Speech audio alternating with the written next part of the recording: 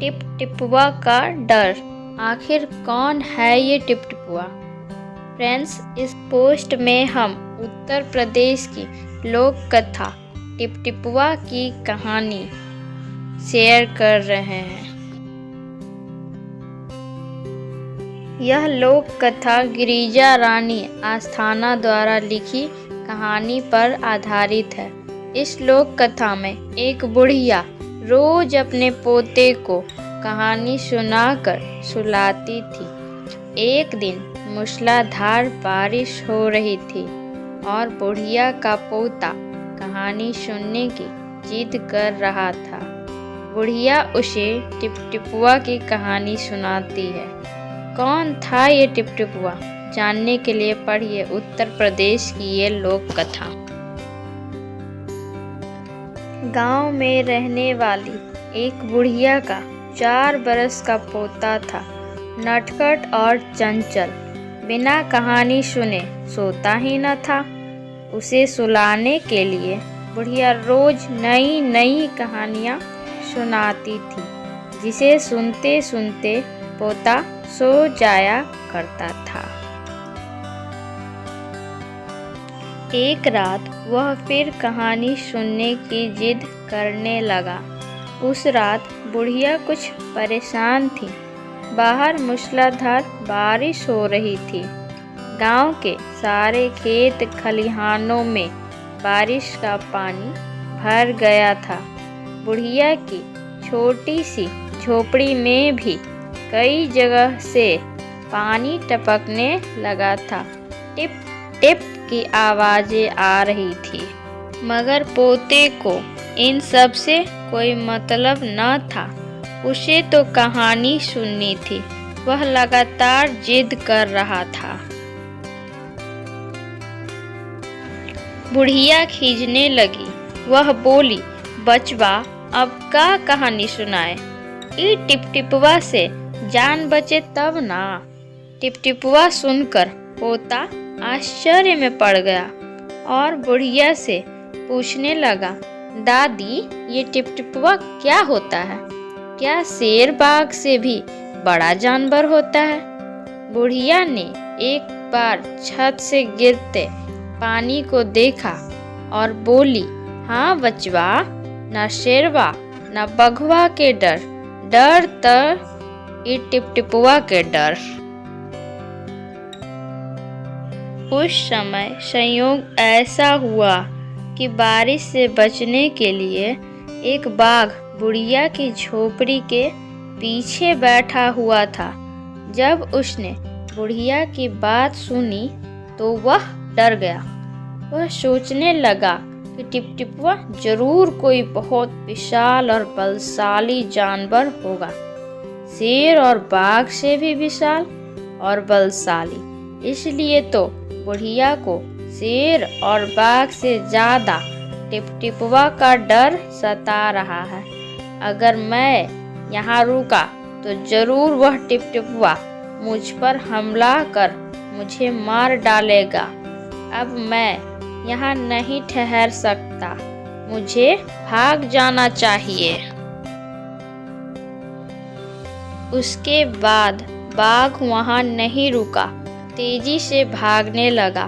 भागते भागते वह गांव के एक धोबी के घर पहुंचा। उस धोबी के पास एक ही गधा था, जिस पर कपड़े लादकर वह नदी पर ले जाता था। उसने उसे सारा दिन ढूंढा, मगर वह नहीं मिला था। एक तो उसका गधा भाग गया, उस पर मूसलाधार बारिश, इसलिए वह बहुत चिंतित था। उसकी चिंता देख उसकी पत्नी ने सुझाव दिया, पंडित जी से जाकर क्यों नहीं पूछ लेते? वे बड़े ही ज्ञानी हैं, उन्हें सब कुछ पता होता है। धोबी को यह बात जम गई। वह एक लठ लेकर पंडित जी के घर जा पहुंचा।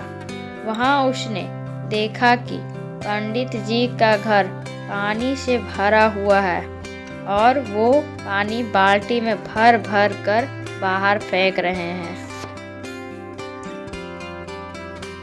धोबी उन्हें प्रणाम कर बोला, पंडित जी, मेरा गधा पता नहीं कहाँ भाग गया है। सुबह से ढूंढ रहा हूँ किंतु मिल नहीं रहा।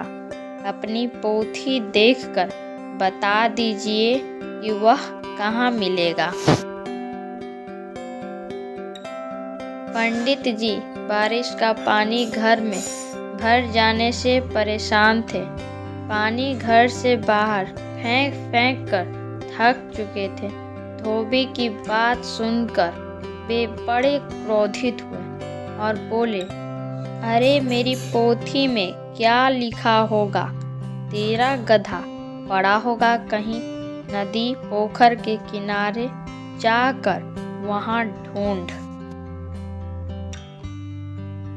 यह कहकर वह फिर अपने काम में लग गए। धोबी पंडित के कहे अनुसार गांव के तालाब की ओर चल पड़ा। तालाब किनारे लंबी लंबी घास उगी थी। उसी घास में धोबी अपने गधे को ढूंढने लगा। बुढ़िया के घर से भागा बाघ वहीं घास के पीछे छुपा बैठा था।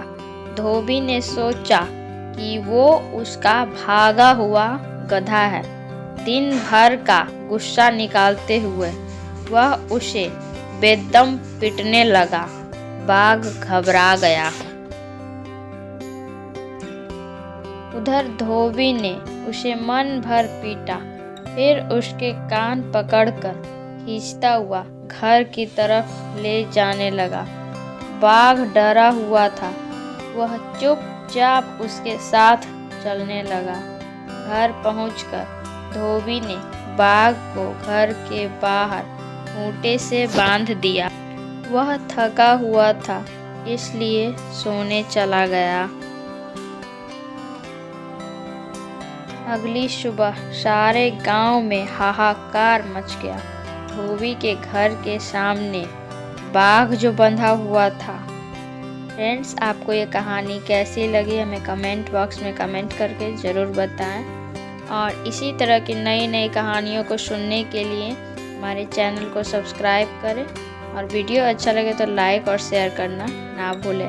मिलते हैं इसी तरह के नेक्स्ट वीडियो के साथ। तब तक के लिए धन्यवाद। जय हिंद।